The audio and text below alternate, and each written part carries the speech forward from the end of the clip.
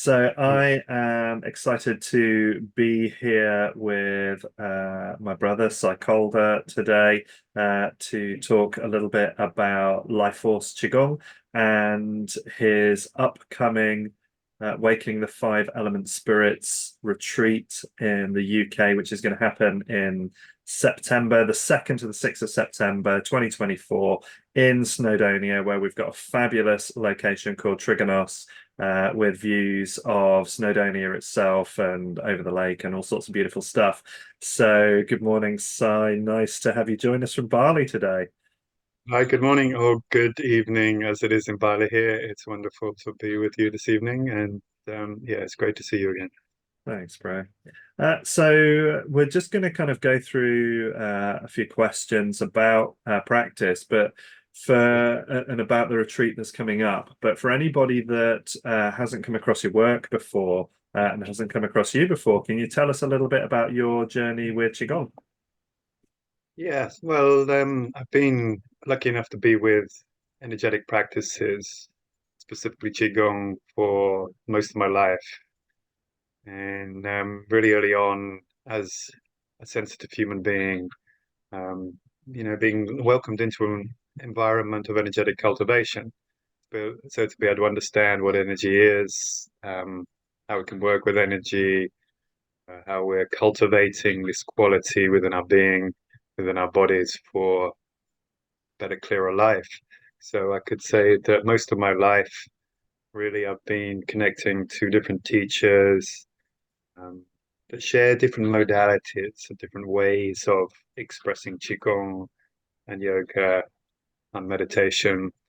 A lot of the time also spent not just in the UK and Europe, but in India, Thailand, out in the East here. So eventually coming here in Bali, where a lot of Qigong practitioners and old masters seem to end up. So yeah, it's been a deep and fruitful journey. Beautiful, thank you. And what makes it so special for you to want to continue and develop this art as you are? Well, really, it's a life passion.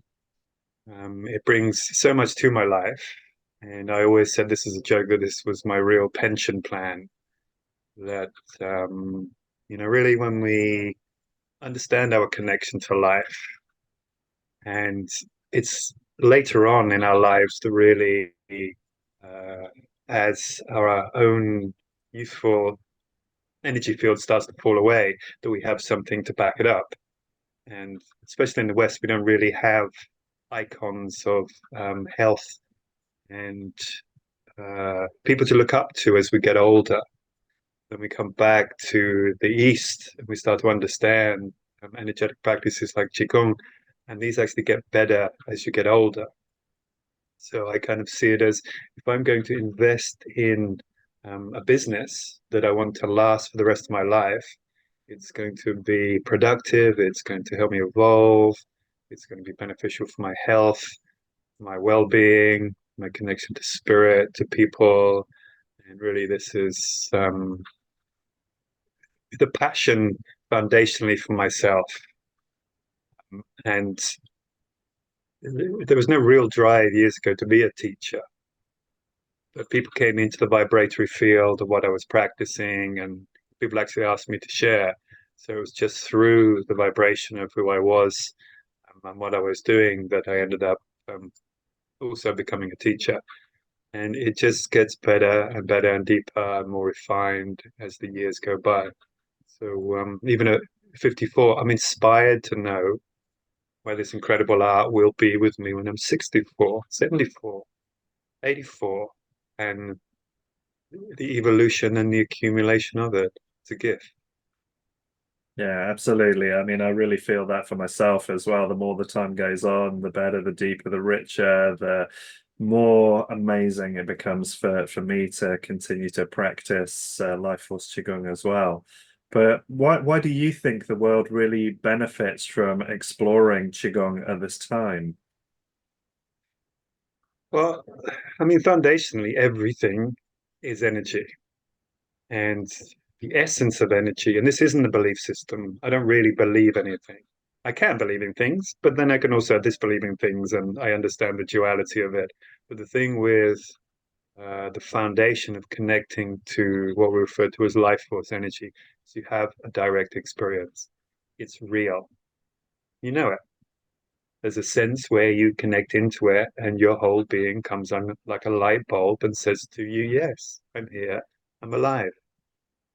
And how many things in your life right now offer you this without having to take sides, without having to believe one thing and then 6 months later the media is going to show you something else and you're going to be believing something else and backing up something else and time on a tradition, probably if you can remember back all the way since you were a child. And that stream is exactly the same.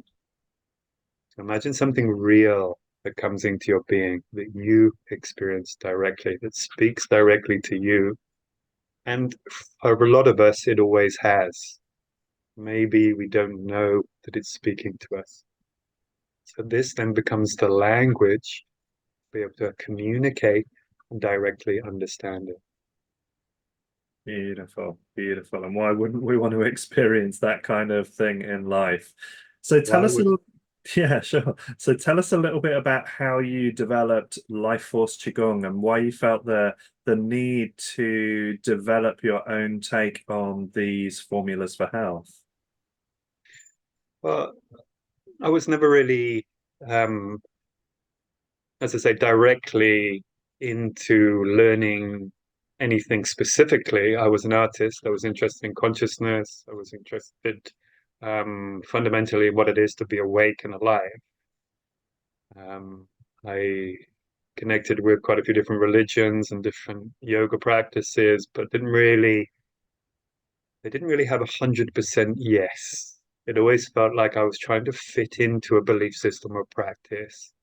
There was part of me which didn't feel pure enough, or that I needed to cultivate into purity. There were certain levels or certain qualities that weren't touched. So let's say when I first went to India to practice yoga, people didn't ask me how I felt. People didn't really inquire about the emotional body. So it's a contemporary way of experiencing everything that's arising with us in consciousness, and being able to work on a holistic system that actually elevates and creates a more efficient lifestyle. So when we look at some of the old ways of being, it's more important that you're part of a tradition. So I learn a form. Some of the students which I work with have been learning forms of Chinese masters for 18 years and don't know why they're actually doing it. And I'm not sure how Tai Chi really fits into their life or why they're doing it unless they want to learn how to fight. But then I never fight. So then why, for myself, what I learn, martial arts called Tai Chi, the foundation to it is fighting. So what do I require? I require health. I require a unification of mind, because if I'm just looking at the vibrations or the oscillations of my psyche, it doesn't encounter the emotional body, it doesn't encounter the physical body. So then we have a way to understand the energetics of emotion, which directly integrate with thought and the mind. And then we bring all of this into feeling. And the energy patterns which arise from the past are based in traumas and disassociations. Even when we look at things like Alzheimer's, we can see that there's a mind body disassociation. So the mind might be hyper intelligent, but out of touch of collagen fibers of growth of the body. So then foundationally, through consciousness, through presence, the felt sense, we can cultivate a vehicle in this lifetime that's based on energy, that's based on chi, that has a unification, which requires movement, connection, connection to spirit, and understanding how we can cultivate a life journey. And I've been able to take and sample from many different masters, different systems, different teachers, and really just invite into my being what I require for myself.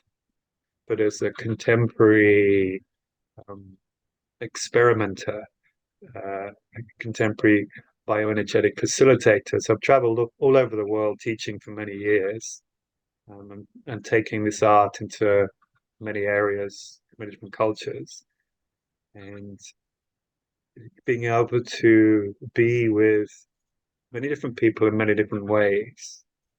And the foundation of this is based in simplicity, simplicity of feeling, movement, integration of the emotional body, integration of thought, the mind, the sense of peace and calmness which comes through. So this is really the foundation to all the practices.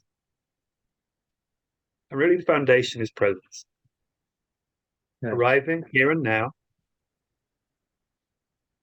in the moment, without anything taking us out of the moment.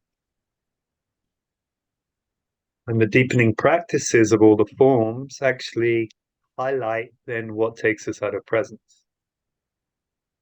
And with the subtle body and a deep understanding, we can then highlight these. Could be trauma, could be something to do with the mind, be some pathology in the body. We can bring these bodies back into harmony within the flow. So we're not just talking about you having developed new or variant forms. There's a lot more depth and a lot more philosophy behind what it is that you're generating in Life Force Qigong. Absolutely. I mean, it really is the depth. We can look at ourselves when we practice an energy art, and it's like an iceberg. So the top 10% of the iceberg you get to see, and 90% is what's underneath. So I'm working with a lady at the moment from Geneva. She's just spent 3 years doing a degree in Qigong, which is licensed by the government, and she's come out sick. Why? Because she was just taught form after form after form after form after form with no understanding of energetic. And the teacher didn't have the qualities to be able to sink in to the energy underneath. And it's the energy inside the form that makes it our Qigong. So it relies on a certain depth of being and understanding, which is where the cultivation comes in. And I feel really this is what the depth of Life Force Qigong offers. Beautiful. So what do you feel is the most misunderstood aspect of Qigong, and how do you mitigate this in your teaching? It's a good question, and we can reflect some various paradox here. That I think the most misunderstood thing about Qigong is believing that you understand what Qigong is. And well, it's really having a form, it's how do we get into anything? By verbally seeing it, visually seeing it, verbally hearing about it, and being attracted to it. And I refer to a lot of this as YouTube Qigong. You can learn all the forms of, and you see some people and they look very static, and you can tell they're moving from the mind. Well, this is mind shape. This is basically everything most of us do all the time. We go to the gym, we want to see our muscles in a particular way, we have a projection of who we're going to be in 10 years. But what's really arising in the present moment is pure energy. And even the subjective ideas about what presence is. Presence isn't something we can cultivate. Presence is something that spontaneously arises. It's the only thing we can't cultivate. So unless we have a teacher or a way to directly experience this, we'll always believe, subjective, still in the mind, that we're acquiring certain levels and depths of being. And this is where I can understand from the old teachers, the old methods, they would say, well, you are required to be with a teacher that has cultivated this vibrational level to get transmission to understand where we are, which cuts through a lot of the bullshit of the new age that you are your own guru. If you are your own guru, why do you need a guru? And so many other layers which start to fall away. So why do you feel that working with the emotional energy within the body is so important when it comes to Qigong? Well, foundationally, anyway, we are um, emotional bodies. And when we put this into context at this point in history, um, we can even look at the emotional systems that are on the planet now, and they're in a new age, really. It's a birthing of understanding the emotional body. So let's say we've been on the planet 50,000 years, 150,000 years, and it's only now that we're really starting to encounter the understanding and the integration of emotion. And even when we look at some of the leading practitioners of energy work and spirituality, it's only just coming in as well. So we have a new age. We have a new age where patriarch is dissolving. There's a new harmony of the feminine on the planet. So the emotional body is really here and exposed, and there's a lot of wounding here. And in that wounding, there's a lot of energy. And so we can actually start to understand from the Chinese five spirits that we are emotional bodies. It's the emotion. So we have, let's say, a sensation of a experience, a direct, imminent experience. From that sensation is a feeling. From that feeling, we emote, and that's energy in motion. And interesting enough, you take the emotion back 50 years, and it was excess motion. Shut up, sit down, be quiet. Yeah. I remember little boys should be seen and not heard. And what we're revealing now is the freedom of humanity. And what is the carrier energy of our liberation? It's the emotional body. How do you feel right now?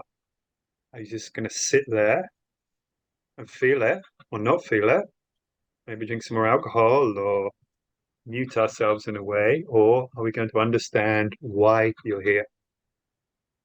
All that energy that arises through you, expression, life, your complete individual makeup. And so that we can start to look at things like pathology, even down to cancer. Cancer is not dead. It's a lot of energy. It's built into a space that's stagnant.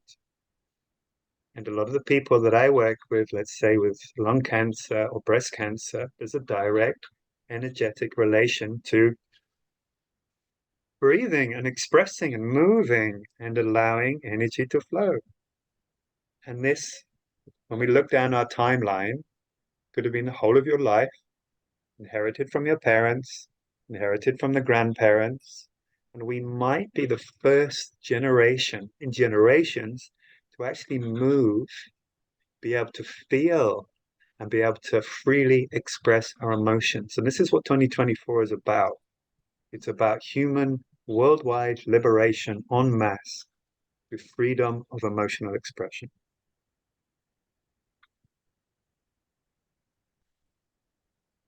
So that's great. Thank you, Sai. Tell us a little bit more about what the role of the movements in Qigong have when it comes to our emotional energy. Well, a lot of the time, it's about the context of movement and the growth of fascia that makes movement relevant. And when we actually look at the foundation movements of a human being and the foundation movements of Qigong, well, they're not abstract. It's not coming from the mind. It's the first movements. There's a pushing, there's a pulling, there's a swimming, which is the first three movements we automatically have inside the womb. So it's based on instinctual form. And the fourth movement is the spiral as we're born, as we move out of the mother, or in some cases, the lack of spiraling through cesarean. Next, the actual spiraling through the spine that opens up certain qualities and energetic vibrations inside the body, which are designed for the shape of growth. So if you can imagine there's a growth pattern that we naturally inherit in the womb, and then we progress this growth pattern through our lives. And at some point in the growth patterns, then there may be some trauma. There can be a covering over of the essence from, let's say, some sort of accident, or just a lack of the range of movement, or even a disassociation from being able to feel. So the movements are based in organic foundational movements, in a soft organic flow, which invite all the joints to open. So most exercise is contractive, which actually closes the body and forces a rigidity in the being. Is this in alignment with stress, or is it helping you with stress? Well, does a stressful situation make my body open and go, yes, I'm stressful, I feel great? Or does stress make us contract? So if I stress and then I go down to the gym, I'm just compounding stress. So what this does, the Qigong forms, they open everything out. They allow the energy held in the body to start to flow. And it's really simple as understanding the movement of where the arm position is and what area of the body it affects. So how we can stimulate lung, how we can stimulate liver, large intestine, how we can open and close the spine, how the joints are closed. A lot of what Life Force Qigong is about alignment, what we refer to as biotensegrity. So there's this question, why am I losing so much energy? Why am I tired all the time? But a lot of the time it's just how we stand or sit. And I know there's a lot of stuff on YouTube about your correct position, but even in a correct position, we can still be holding energy because I'm not in my body to feel what's happening. I'm in the shape that I saw on YouTube. So much of this about is coming back into the body, understanding what an open, fluid body feels like. And then once we start to understand, we can create a lot of energy inside an open body. We can start to create deeper and deeper shapes. We don't rely on muscle or contraction. We rely on expansion, movement, and fluidity. So later on down the line in Life Force Qigong, we have forms that are very dynamic. And they're still based in relaxed, open body of moving the energy through. But this is a form of building up. And also, just what I love to talk about as well is, again, we look at gyms and contractive muscles. How many years is this going to last you? Like some people are lucky enough at 45, 50. How many times have you gone down the gym, and then maybe done a couple of sessions in the gym and found it really hard on your body, achy joints afterwards? Well, the Qigong is something that strengthens collagen, strengthens the joints, and it's sustainable into old age. And if you don't believe me, just look at China, go to somewhere like Guangzhou Park. It's filled with mid-80s to 90-year-old healthy practitioners moving energy with an incredible alignment. It's beautiful to see. And you encourage a lot of introspective work within Life Force Qigong as well. So why do you feel that's important for people to engage in within the practice? Well, the introspection is really about who we are. Consciousness isn't happening out here. Consciousness is about what's happening within our being. Once we start to cultivate a bit of energy, we start to realize how cultivating energy is actually quite simple. But where the energy goes is into all the patterns which we exhibit anyway. So when we start to introspect, we look into how we think. When we look at the nature of the relation of not digesting or having problems digesting, we look at stomach and the spleen. When we understand from Chinese medicine, it's worry, it's the pensiveness that happens in the mind, or the loops. And when we do a course on mind loops in the stomach, some people come up with 120 loops. And the loops are just the sayings that I say all the time. Actually, I might not even say them, they just compulsively arise in the mental sphere. And each one of them is fighting for superiority. Each one of them takes energy. I can only think of one of them at once. And each time one arises, it takes out the space for an original positive thought to arise within. And when we understand the makeup of the body, we don't just have a thought. There's an emotion attached to the thought. There's a feeling attached to the emotion, attached to the thought. And they all consume our life force energy.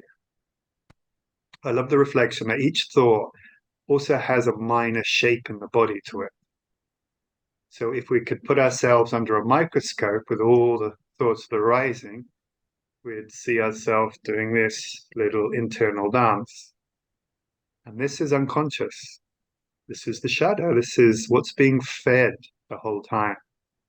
So if we're really interested in who we are, if we're really interested in cultivating deep internal spirit, let's face it, we've probably got another 50, 60, 80 years left on the planet.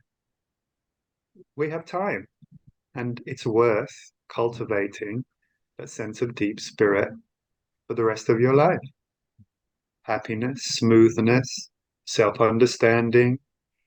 Really, Instagram is about a narcissistic reflection for a lot of people back to who I would like to be. But wouldn't you really like to know who you are?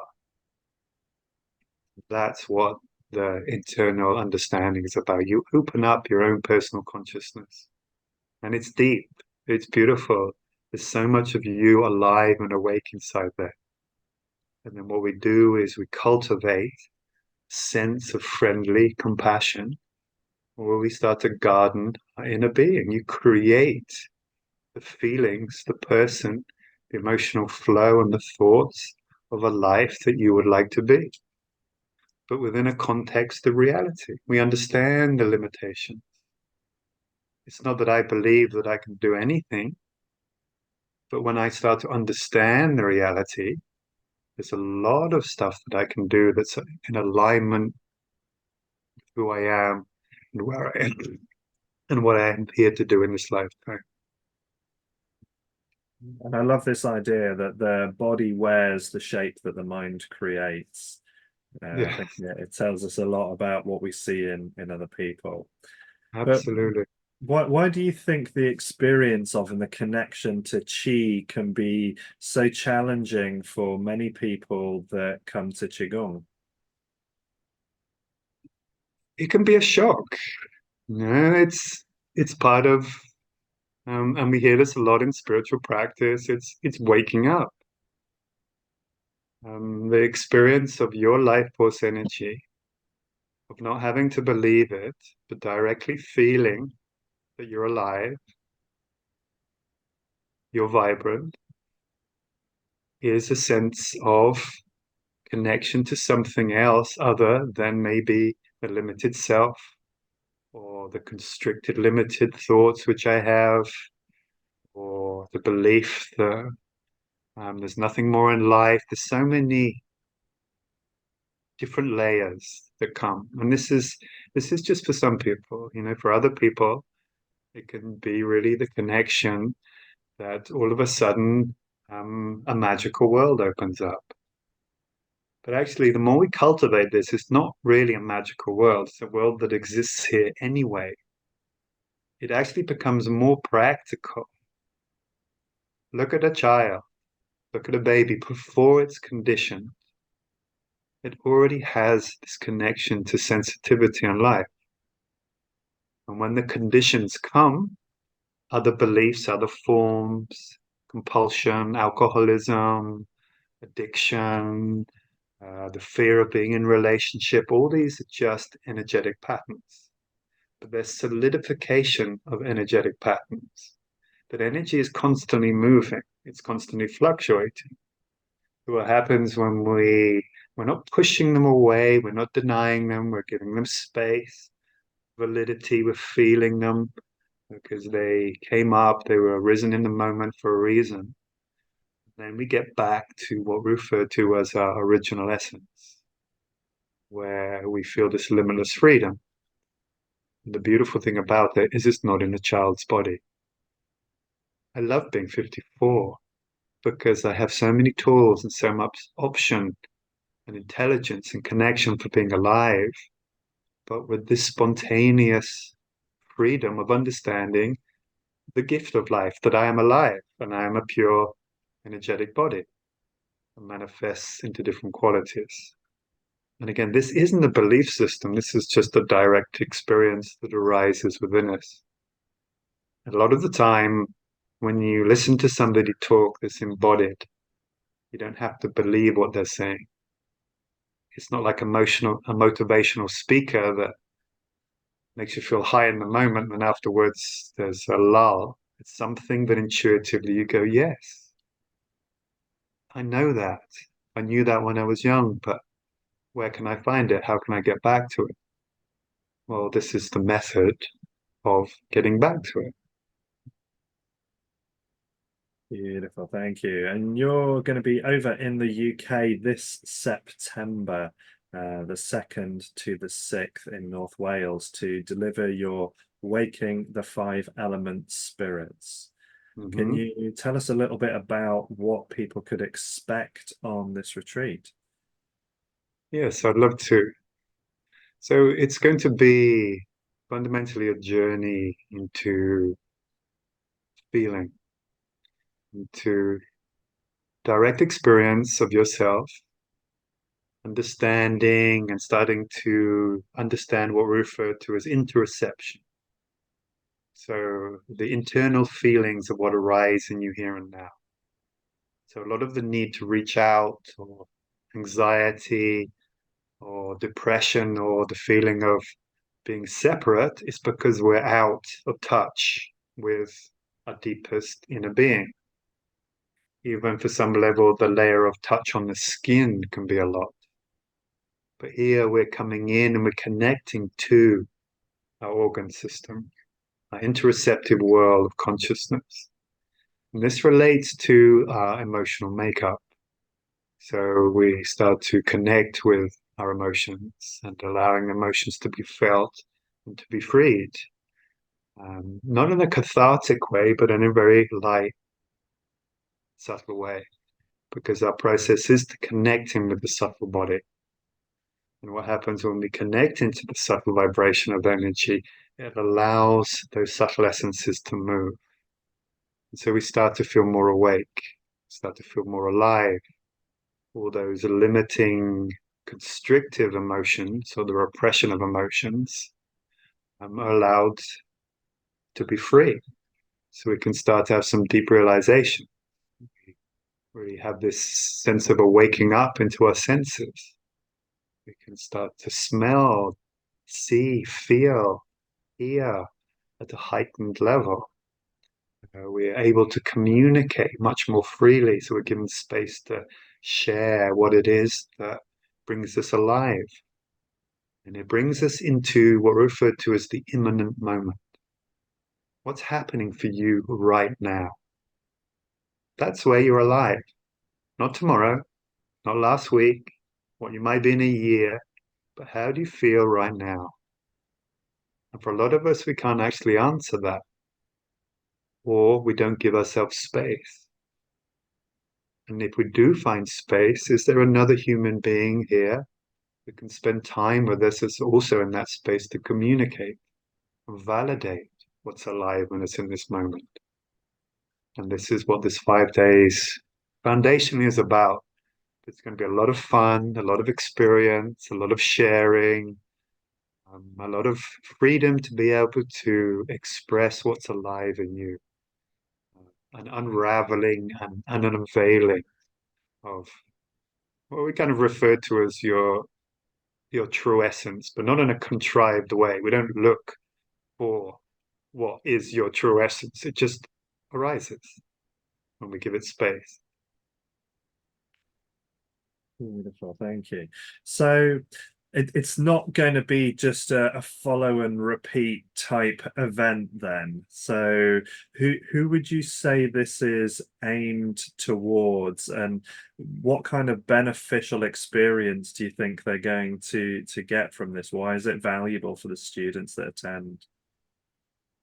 Well, there's different levels of people that it's aimed at. What I find a lot of my students here in Bali are people that have tried everything. They've gone to the Kundalini yogas and the meditations and they've read all the books and they're still hunting, they're still searching. As a matter of fact, they feel more scattered because they now have so many different energy patterns in themselves, belief systems, ideals, conspiracy ideals, fears, blah, blah, blah. There's a whole list, but still haven't connected to their own personal inner truth. So that's one level. Another level is for people that have never done anything, but feel something, already feel very sensitive. They could be empathic, but are struggling in life because they're so sensitive. And it's really understanding how to be sensitive in this life that gives us the freedom to grow. People that are told, no, you're too sensitive. So here we're saying, no, beautiful. That's the beginning. Let's get more sensitive, but let's understand what being a sensitive human being in this lifetime means. This is for people that have been with masters for 10 years and never felt chi. For people that have been with masters for 15 years and wonder why the, the master's still pushing them around and they're not really going anywhere. There's something rising, and often what I love about some of the work of Ken Wilber before, Ken Wilber's the exponent of the integral movement, was it's answering a question that you might not have even formed yet, but there's an intuitive feeling, and we get to trust that feeling into an environment that makes us feel connected and safe. So it's not a way that I'm trying to force myself into something. It's just when I listen, there's a certain vibration that says, yes, I've got something here to learn. And also yogis which can be quite advanced, or you might have just a basic yoga um, understanding, but not really feel the energy. And you want to be able to put the understanding of energy into your yoga flow. Or a therapist that's working a lot and you're depleting yourself through other people's pathology. How to re-energize yourself back into life, how to give yourself an abundant level of energy to be able to share more back in your practice. Or for businessmen that are aging in their business, have made your money, you've got your house, you've got your life. What's the next step? Next step is to cultivate energy and life to be able to enjoy that life with. Beautiful, excellent. I love that. And what difference do you feel that students get from that fostering of deep acceptance and presence, which seems to be such an important part of your work? It's it's the beauty of spiritual practice. And what we're really experiencing at this point in history is a strip down of spiritual practice and religion. That something like presence has been talked about so much, or over embellished, or confused with symbology and gods and mantras, but it's an inherent part of human consciousness. So one of the first parts of our spiritual connection is what we refer to as the primary awakening. And the primary awakening is, and it cuts through a lot of, again, new age spiritual cliche. I'm surrendering. Well, the act of surrendering takes us out of presence. I'm cultivating presence. You can't cultivate presence. I'm accepting. Well, here we just look at acceptance as a lack of rejection. And what happens is presence spontaneously arises. This is how the universe is hardwired. It's not hardwired for suffering, it's hardwired for harmony. And this is a sense of self-compassion, a certain sense of trust and availability for what's already arising within you to have space. And when we experience this, qualities like joy, connection, gratitude, qualities that can't be cultivated actually spontaneously arise. Love that. Amazing. So we've chosen a really quite magical location out in North Wales, a centre called Trigonos that has beautiful views across the lake and up into the mountains in Snowdonia. How do you feel the location affects the outcome of practice, especially working with five element spirits? Great question.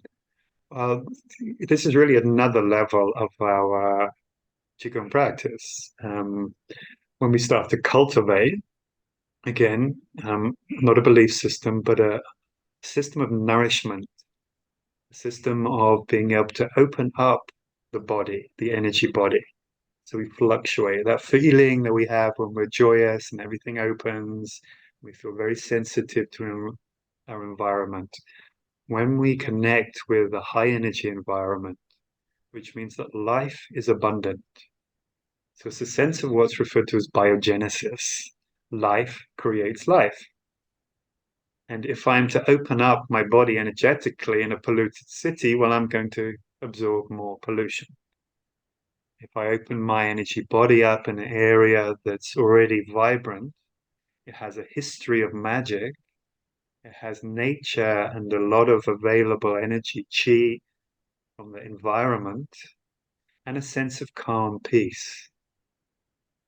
So, if I just to feel what I've just said, imagine your energy body opening up, and you being able to breathe this into your being, and touch all those parts of you that feel out of balance, disconnected, stressed, unaligned, confused. And we can do this directly for 5 full days together as a group, holding each other in this beautiful environment. Which, having been to Trigonos myself and stood on the edge of that lake, looked at those mountains, felt the trees, walked around their organic gardens, which is where the food we're going to be eating is coming from. That's such a direct experience there for me as well, just to be able to put myself in that space and feel that. So, yeah, beautiful. Thanks, Sai. So, just one final little cheeky question: inner peace and qigong, chicken or egg?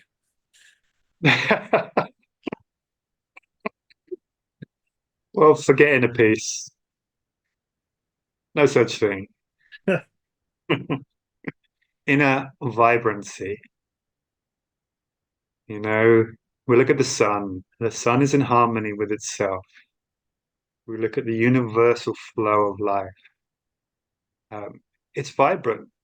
We're alive. We're growing. And when we come into alignment with this aliveness, we have the sense of aliveness. It's just not a chaotic, separated, confused sense of aliveness. So where the feeling of peace comes from is integration.